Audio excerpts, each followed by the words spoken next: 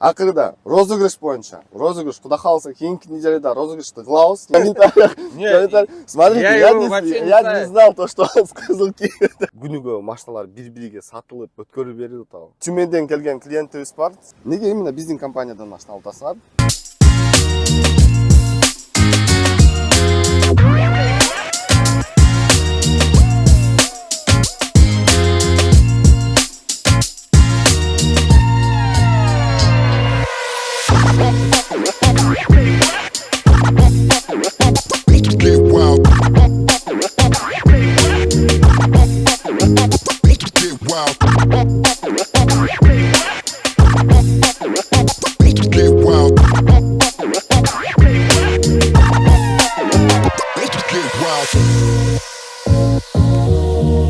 Assalamu alaikum, урматтуу Профсоюз KG YouTube каналынын көрүүчүлөрү.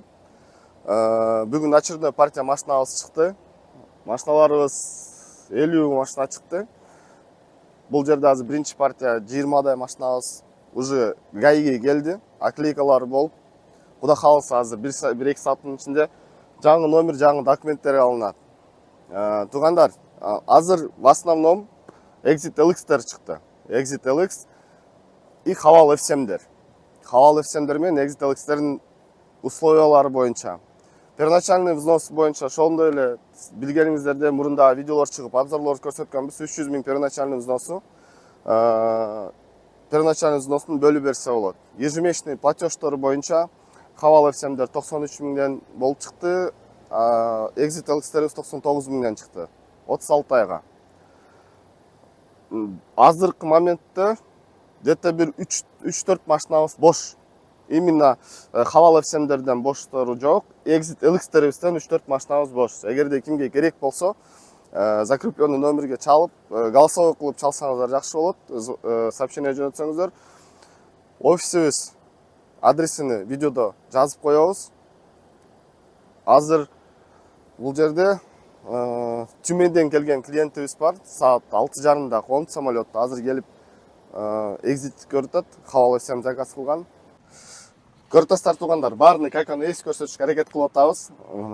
Эч кандай андай мотосовка кылыш, андай нерсе бизде жок, өзүңүздөр билесиздер. Акырда розыгрыш боюнча, розыгрыш куда калса кийинки неделеде розыгрышты кылабыз. Так. Именно кайсы күнү дополнительно дагы видеолорубузду көрүп турасыздар, айтабыз. Айт майрам күнү. Макул ошондойго дагы аракет кылып көрөбүз азыр. Комментарийлерди окудук. Эконом, комфорт плюс бизнес класстардан заказ кылып туруп, ошол 4 адам заказ кылып, ошол 4 адамдын ичинен розыгрыш кылың деп жазган комментарийлерди көрдүк. Макул, биздин көрүүчүлөрүбүз, туугандарыбыз, ошондой кыл десеңер, ошондой кылабыз. Единственное, количество машиналар, канча машина розыгрыш болот экен, еще определимся. Розыгрыш өтө мындай интересный кылышка аракет кылабыз. Детальдарын кийинки видеолордо обязательно айтып көрсөтөбүз. Условияларыңыз дагы розыгрышка, напоминаю, туугандар, биз жерде барып туруп, ушундай кең машина парковка көп жерде барабыз дагы, такси чакырабыз. Такси чакырганда көрөбүз. Эгерде биздин мекендештерибиз болсо, туугандарыбыз болсо, соответственно, такси чакырып туруп, YouTube каналын көрөбүз. Если YouTube каналда биздин каналга подписанный болсо, ошол адам ошол розыгрышта участвует. Получается, bizde hazır первоначальный взнос разыгрывается атат, а именно машинаны уткан адам без первоначального взноса алып калат. Ошондой туугандар. Туугандар, азыр водительдердин өздөрүнөн кыска 1-2 комментарий алып коелу. Так. Ассаламу алейкум. Там 1-2 вопрос бар комментарийга. Атың ким болот? Каяктан келдиң? Атым Нурсултан, Тюмень шаарынан келдим. Тюмень шаарынан. Биздин номерибизди каяктан алдыңар? Тааныш аркылуу. Сиздин клиенттериңизден. Тааныш аркылуу биздин клиенттерибизден. Так. Кыргызстан кайерден болосуң? Ысык-Көл. Ысык-Көлдөн. Неге именно биздин компаниядан машина алып атасыңар? Бизге окшоп парктар өтө көп го азыр. Парктар көп, чынын айтсам. Бирок көп YouTube'дан видеолоруңарды көрдүм. Көптөн бери иштейт экенсиңер. Ишеничтүү парктардын бири деп тааныштар сунуштады. Ошон үчүн кайрылайын деп чечтим сизге. Жакшы.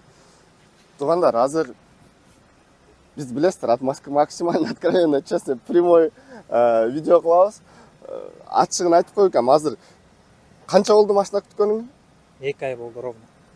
Ошол жерде видеону тартпай эле коюп алса дейсиздер.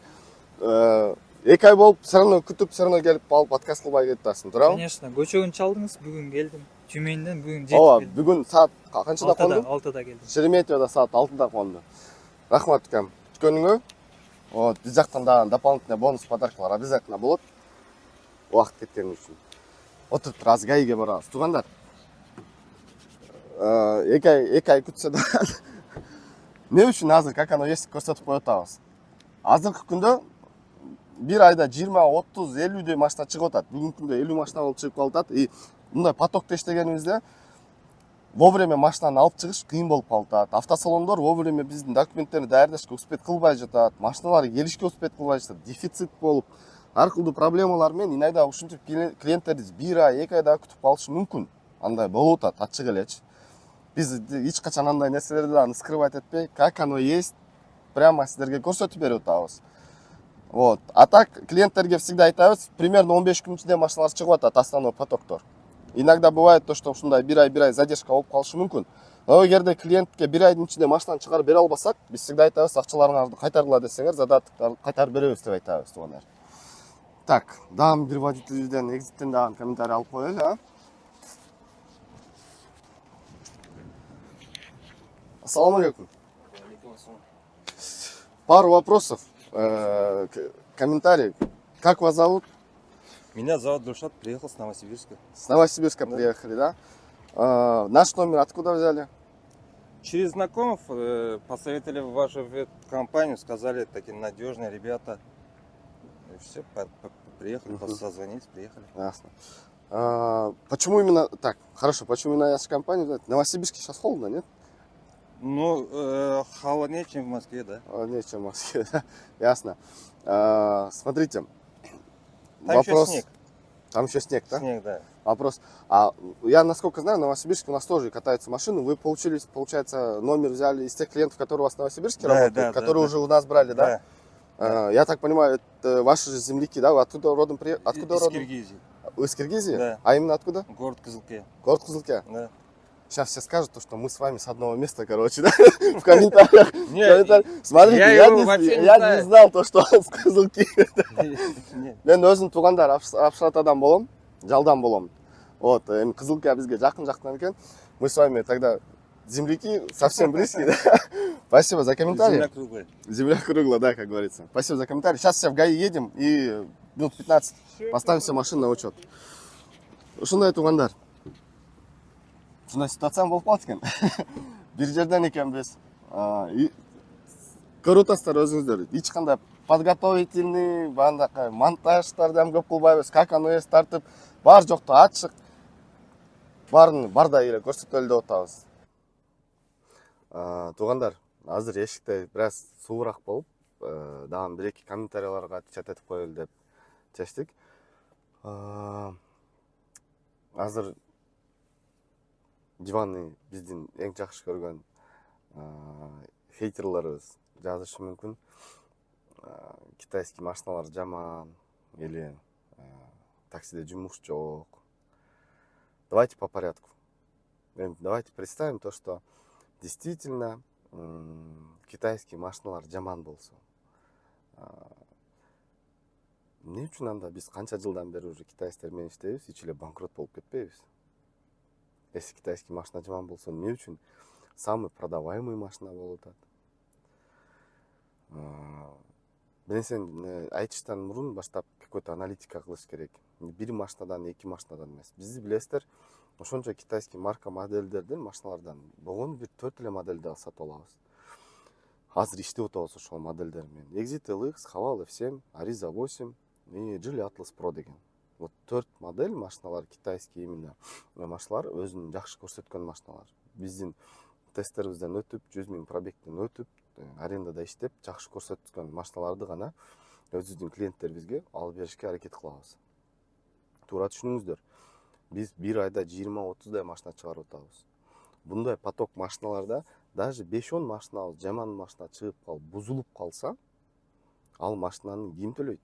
все равно биз төлөшүбүз керек болуп калат. Биздин клиенттерибиз машинабыз жок, акчабыз жок, жумушубуз жок, төлөй албайбыз эле деп коет. Ачык эле, анын баарыңыздар билесиздер, биз дагы билебиз.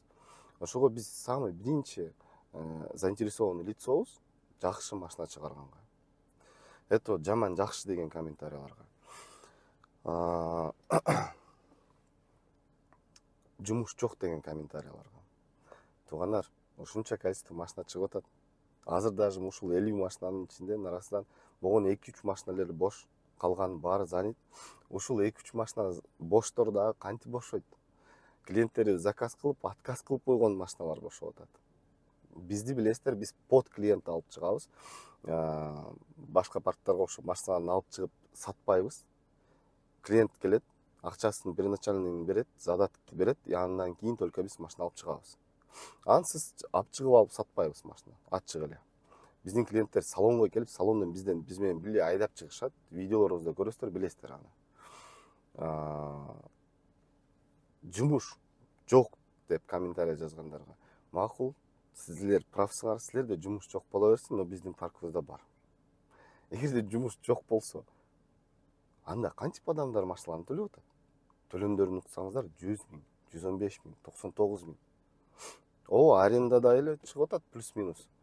Но ал акчаны төлөш керек да. Эми жумуш жок болсо анда эмне, баардыгыбыз жумушсуз калыппыз да. Же банкрот болуп кеттикпи? Андай эч качан эмес. Может, бир аз парктарда жумуш жок болуп атат, может, бир аз водительдерде жумуш жоктур. Но бизде жумуш болуп атат. Дагы интересный бандай комментарийлар бар. Комфорт плюс, эконом баары бирдей акча табат деп. Туугандар, именно ошондой комментарий жазгандар. Силер же биздин клиенттерибизди, көрүүчүлөрдү жинди деп ойлойсуңарбы, билбейм, кечиресиңер, но кантип бирдей? Эгерде бирдей болсо, анда кантип биз аренда, лизингтердин баарын төлөп атабыз? Силерге ишенсек, комфорт плюс менен экономдук доходу бирдей болсо, анда биз 2 жыл, 3 жыл, канча 2016-дан бери иштеп атабыз, давно банкрот болуп кетишибиз керек эмеспи? Силер ойлоп атпайсыңар да, ушунча 50 машина алып чыгып алып, биз азыр чөнтөгүбүздөн төлөп отурабызбы? Эч кимде анча акча жок айына ошончо төлөшкө. Стало быть, если до сих пор иштеп атсак, элдер бизден машиналарды келип алып кетишип атса, эч кимде эч кандай из ичүү проблема чыкпай жатса, же биздин видео каналыбызга кирип, күнүгө машиналар бири-бириге сатылып, өткөрүп берилип атабы? Андай дагы эле жок. Азыр эмес, январь мертвый сезон баарыбыз билебиз, даже ошо январда бизде болгон ошончо машинабыздан 2-3 эле машинабыз бири-бириге өткөрүштү, и то өзүнүн проблемалары менен. Өзүңүздөр вывод кылсаңыздар мындай правильный. Эгерде жумуш жок, сиздер айткандай акча жок, машиналардын доходдору жок болсо, уже анда давно эле бири-бириге өткөрүп салбады беле машиналар. YouTube каналыбыз уже полный, только өткөрүп берем деп эле пайда болуп калат элечи. Ошого туугандар, бирөөнү укпастан өзүңүздөрдүн башыңыздар менен вывод кылып, аналитика кылып, андан кийин ойлонуңуздар. Все, баарыңыздарга чоң рахмат.